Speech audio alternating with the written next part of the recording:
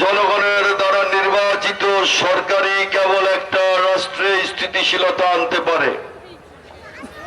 মানুষের পছন্দসই একটা সরকারই কেবলমাত্র একটা রাষ্ট্রে, একটা সমাজে মানুষের মনে স্থিতিশীলতা আনতে পারে, শান্তি আনতে পারে এবং দেশের উন্নতি হতে পারে।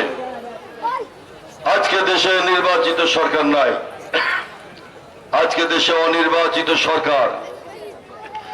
একটা অনিশ্চয়তার মধ্যে দোল খাচ্ছে গোটা বাংলাদেশ। গোটা বাংলাদেশ একটা পেন্ডুলামের মতো দোল খাচ্ছে সবসময়।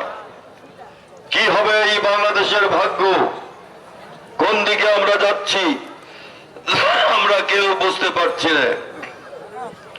তাই বাংলাদেশের আগামী 12ই ফেব্রুয়ারির নির্বাচন অত্যন্ত গুরুত্বপূর্ণ, অত্যন্ত তাৎপর্যপূর্ণ। আমাদের প্রত্যেককে ভাবতে হবে নির্বাচনের ভেতর দিয়ে আমাদের এইখানে রাজনৈতিক স্থিতিশীলতা, সামাজিক স্থিতিশীলতা, অর্থনৈতিক স্থিতিশীলতা আনতে হবে।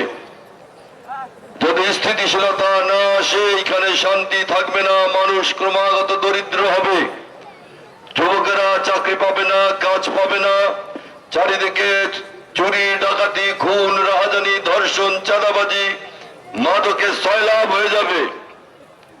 একটা স্থিতিশীল, দায়বদ্ধ এরকম একটা সরকার আমাদের দরকার। আজকে আমাদের এইখানে আমাদের বাংলাদেশের রাজনীতির একটা অনিশ্চয়তা, একটা ভয়াবহ সংকট তৈরি হচ্ছে বন্ধুরা আমার।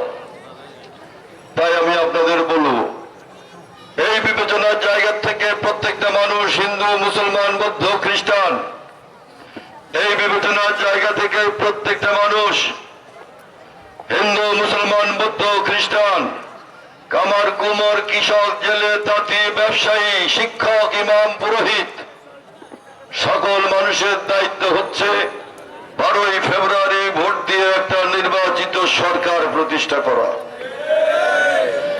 আমি প্রার্থী হিসাবে আজ আপনাদের সামনে এসে দাঁড়িয়েছি। 2001 সালে আপনারা আমাকে একবার এমপি নির্বাচিত করেছিলেন। আমি একটু আগে যা বললাম তারপরের ঘটনা সব আপনাদের জানা।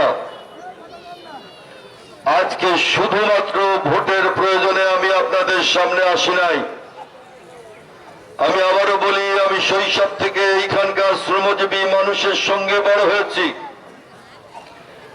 এইখানকার খেটে খাওয়া মানুষ, শ্রমজীবী মানুষ, রিক্সাওয়ালা, কুলি, মজুর, মুঠে, এইখানকার ছোট দোকানদার, সাধারণ মানুষ যারা সারাক্ষণ নিজে বেঁচে থাকার জন্য জীবনের সঙ্গে লড়াই করেছে, তাদের সঙ্গে একসঙ্গে বড় হয়েছি। সেই কারণে এই এলাকার আর্থ সামাজিক উন্নয়নের জন্য, এই এলাকার মানুষের উন্নয়নের জন্য সারাক্ষণ আমি ভাবি কি করে এই এলাকা উন্নত করা যায়।